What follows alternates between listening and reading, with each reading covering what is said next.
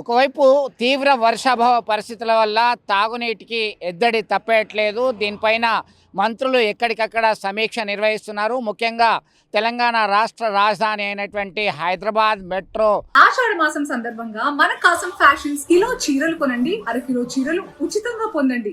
సిటీకి సంబంధించి మెట్రోపాలిటన్ సిటీకి సంబంధించి నీటి ఎద్దడి తీవ్రంగా ఉంది. దీనికి ప్రత్యేకంగా Hyderabad metro water supplies and sewerage board ఉంది. జలమండలికి సంబంధించి దీని ఎండీగా కొరెం అశోక్ రెడ్డి ఉన్నారు. ప్రతిరోజు ఈ హైదరాబాద్ వాసులకి 1,30,00,000కు పైగా జనాభా ఉంది. 15,000 వరకు అపార్ట్మెంట్లు ఉన్నాయి.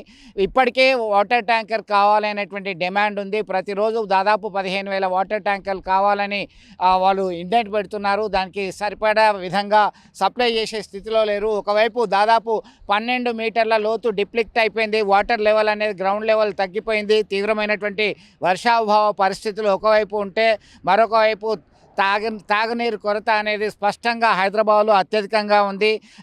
ఇక్కడ నీటికి కటకట ఏర్పడినటువంటి పరిస్థితిని మనం ప్రత్యక్షంగా చూస్తున్నాం. ముఖ్యంగా హైదరాబాద్ నగరవాసులకి అత్యధికంగా మంచినీరు అందించేటువంటి బృహత్తర ప్రణాళికతో ముందుకొచ్చాయి అనేక ప్రభుత్వాలు. దీనిలో భాగంగా ఒకవైపు కృష్ణా, సింగూరు, మంజీరా, హిమాయత్ సాగర్, గండిపేట ఇవన్నీ దాని నుంచి రివర్స్ ఆస్మోసిస్ ద్వారా సురక్షితమైనటువంటి మంచినీటిని అందిస్తున్నారు. మరొక వైపు గోదావరి బేస్ 2014 ఆ ప్రాంతం నుంచి గోదావరి నుంచి కూడా మంచినీరుని అందించేందుకు బృహత్తర పథకంతోనే ఇటు Kaleshwaram lift irrigation project, Sripada Yellampalli, అలాగే దీని నుంచి మిడ్ మానేర్, లోయర్ మానేర్, కొండపోచమ్మ నుంచి హైదరాబాద్ వాసులకి తాగునీరు అందించే బృహత్తర లక్ష్యంతో పక్కా ప్లాన్ చేయడం జరిగింది. దీనిలో భాగంగా గత కొన్ని రోజుల క్రితం వరకు ఓకే చాలా బాగా ఉంది. ఆల్టర్నేట్ డేస్ అయినా కానీ రక్షిత మంచినీరు అందించగలిగారు. వీరికి సంబంధించి సరిపోయే విధంగా ఉంది. అయితే ఇండస్ట్రీల అవసరాల కొరకే ప్రజల యొక్క తాగునీటి కొరకి కావాల్సినటువంటి నీటిని అందించే స్థితిలో లేరు. ఖచ్చితంగా మీరు పొదుపుగా వాడండి, నీటి చుక్కను పొదుపుగా పట్టండి. ఇంకుడు గుంతలు ఖచ్చితంగా ప్రతి ఇంటికి ఉండాల్సిందే. అలాగే వర్షాధారం, వర్షాలు ఎప్పుడు పడితే అప్పుడు దాన్ని మనము స్టోరేజ్ పెట్టేటువంటి విధంగా ప్లాన్ చేసుకోవాల్సినటువంటి అవసరం ప్రస్తుతం ఖచ్చితంగా ఉంది. దీనిలో భాగంగా ఇటు ఎవరు ఏం చేసే పరిస్థితుల్లో లేదు. ప్రజలు సహకరించాలని ఇప్పటికే మంత్రులు పలు వేదికల ద్వారా కోరుతున్నటువంటి పరిస్థితిని మనం గమనిస్తున్నాం. ప్రస్తుతం మనం ఇక్కడ ఉన్నటువంటి ఈ శ్రీపాద ఎల్లంపల్లి ప్రాజెక్ట్ని ఒక్కసారి చూసినట్టయితే 20 టీఎంసీల నీటి కెపాసిటీకి 7 టీఎంసీలకి చేరిపోయింది.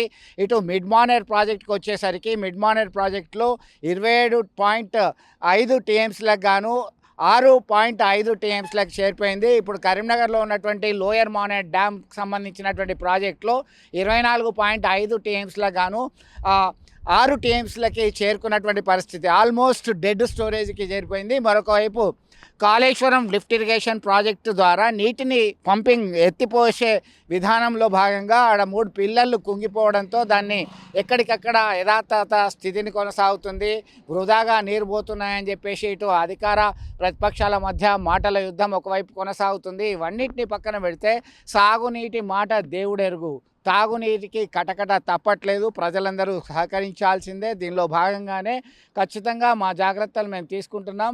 మీరు మీ యొక్క అవసరాల నేపథ్యంలో పొదుపుగా వాటర్ వాడండి అంటూ హెచ్చరికలు చేస్తున్నటువంటి పరిస్థితి. అధికారులతోని ప్రజాప్రతినిధులు సమీక్ష సమావేశాలు నిర్వహిస్తున్నారు. అనేక సందర్భాల్లో ఒక హెచ్చరిక అలారమింగ్ సిచ్యువేషన్ ఇవ్వడం జరుగుతుంది.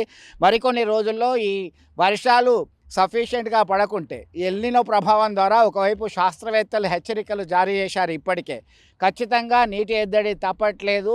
మరి మునుపెన్నడూ లేని విధంగా గ్రౌండ్ వాటర్ లెవెల్ అనేది దాదాపు 12 మీటర్ల లోపలికి వెళ్ళింది అంటే దీని యొక్క పరిస్థితి ఏ విధంగా ఉందో మనం ఊహించుకోవచ్చు.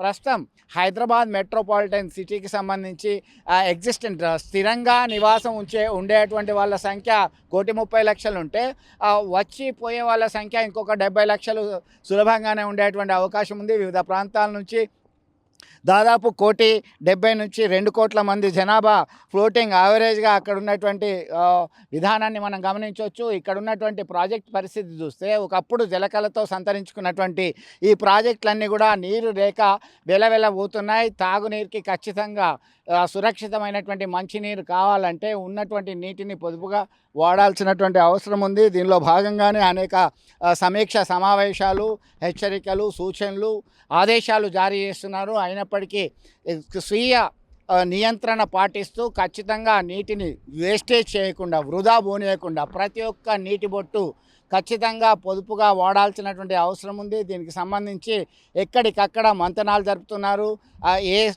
ఎక్కడ ఇన్స్పెక్షన్ చేస్తున్నారు. నల్లాల బోరుబావులు ఎండిపోయాయి. వాటర్ ట్యాంకర్లకు డిమాండ్ పెరిగింది. సరిపోయే విధంగా వాటర్ ట్యాంకర్ని సప్లై చేసే స్థితిలో లేరు. వారికి కూడా కావాలంటే ఇవన్నీ కూడా source of water for Hyderabad metropolitan cities. ఈ కృష్ణా, గోదావరి, సింగూరు, మంజీరా ఈ నదులతో పాటు ఆ స్థానికంగా ఉండేటువంటి ప్రాజెక్టుల ద్వారా నీటిని అందిస్తున్నాము. ఆ నీళ్ళు లేకపోతే డెడ్ స్టోరేజ్కి వచ్చిన తర్వాత సురక్షితమైనటువంటి మంచినీరుని అందించే స్థితిలో చాలా కష్టమైనటువంటి పరిస్థితిని ఎదుర్కోవాల్సి వస్తుంది. ఇప్పటికైనా కానీ వరుణుడు కరుణిస్తేనే, వర్షాలు సమృద్ధిగా కురిస్తేనే గ్రౌండ్ లెవెల్ వాటర్ పెరిగేటువంటి అవకాశం ఉంది. నీటి సంబంధించిన స్టోరేజ్ లెవెళ్ళు ఉన్నప్పుడు మాత్రమే ఇంకుడు గుంతల ద్వారా కావచ్చు, ఎక్కడికక్కడ ప్లాన్స్ చేసుకొని పక్కా ప్లాన్తో నీటి కరువు ఎట్టి పరిస్థితుల్లో రాకుండా ఎవరికి వారు స్వీయ నియంత్రణ పాటిస్తూ పొదుపు చేసుకున్నప్పుడు మాత్రమే సరిపోయే విధంగా నీటిని అందించేటువంటి అవకాశాలు ఉన్నాయి. మొత్తం మీద ఈ తాగునీరు అనేది ప్రాథమికంగా అవసరం. నీరు లేనిది జీవరాశి మనుగడనే కష్టం. కాబట్టి ఖచ్చితంగా నీరు, సురక్షితమైనటువంటి మంచినీరు అవసరం. ఆ మంచినీరుని మనం పొదుపుగా వాడుకున్నప్పుడు మాత్రమే మరి ప్రభుత్వాలు సైతం చేతులెత్తేసే పరిస్థితి. వాళ్ళు చేయలేరు. ఎక్కడి నుంచి నీటి లభ్యత లేనప్పుడు ఎలా సప్లై చేస్తారు అనేటువంటి ప్రశ్న ఉత్పన్నమవుతుంది. ఇక ఇదే పరిస్థితి కొనసాగితే తీవ్రమైనటువంటి ఇబ్బంది ఎదుర్కోక తప్పదు. ఖచ్చితంగా ఉన్న నీటిని పొదుపుగా వాడాల్సిందే, సురక్షితమైనటువంటి నీటిని సేవించాల్సిందే. దానికి సంబంధించి ఖచ్చితంగా వరుణుడు కరుణించితేనే ఇదంతా కూడా ఈ నీటి కష్టాలు తప్పేట్లా లేవు. ఇదే ఇక్కడ తాజా అప్డేట్. వీడియో జర్నలిస్ట్ సుమంత్తో కలిసి చంద్రశేఖర్, RTV.